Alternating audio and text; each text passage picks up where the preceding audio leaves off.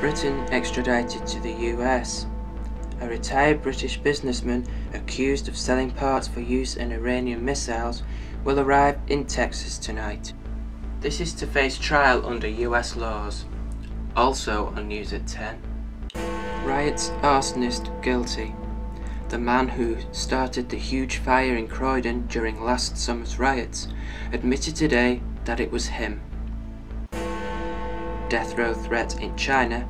Wu Ying, a self-made multimillionaire, is on death row in China for fraud. Pub TV football victory. A pub landlady from Portsmouth has finally beaten the Premier League in a battle to show its football matches without subscribing to Sky. Turning back the clock to bid farewell to News at 10.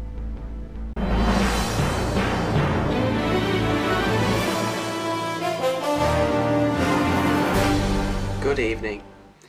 A retired British businessman accused of selling parts for use in Iranian missiles will arrive in Texas tonight to face trial under US laws. Christopher Tapin, who is 65, was extradited this morning under the terms of a controversial extradition treaty. He insists he is innocent and claims that David Cameron has failed him. In the face of overwhelming evidence, the man who started the huge fire in Croydon during last summer's riots admitted today that it was him. The judge told Gordon Thompson he now faces a long jail sentence. He destroyed the House of Reeves furniture store that has been run there by the same family for 145 years.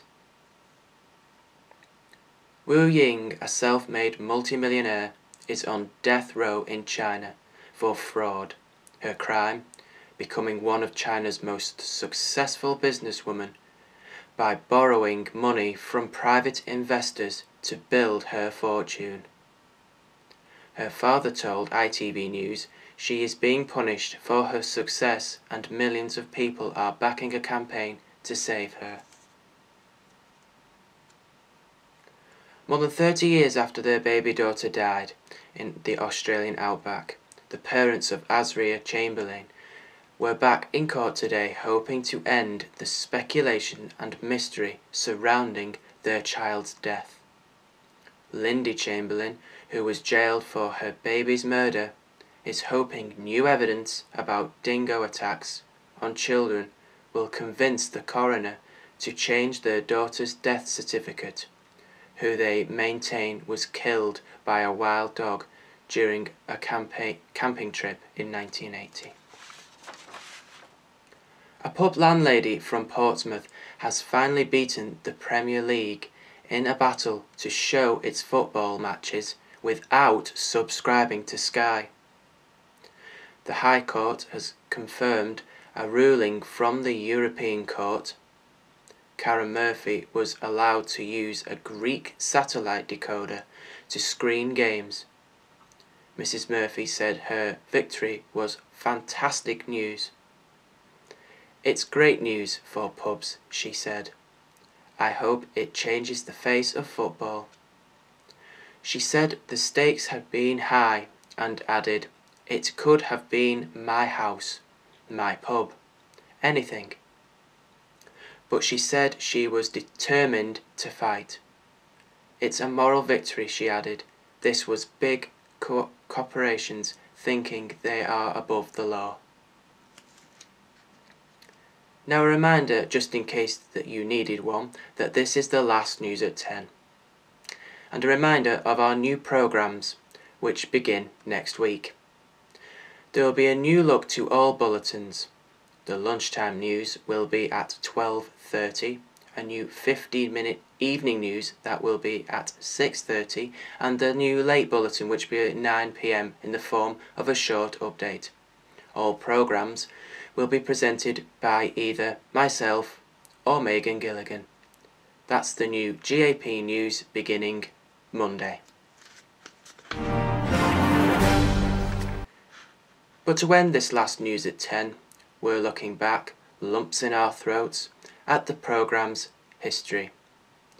its place in the development of news, and the history it's brought to our screens through the years.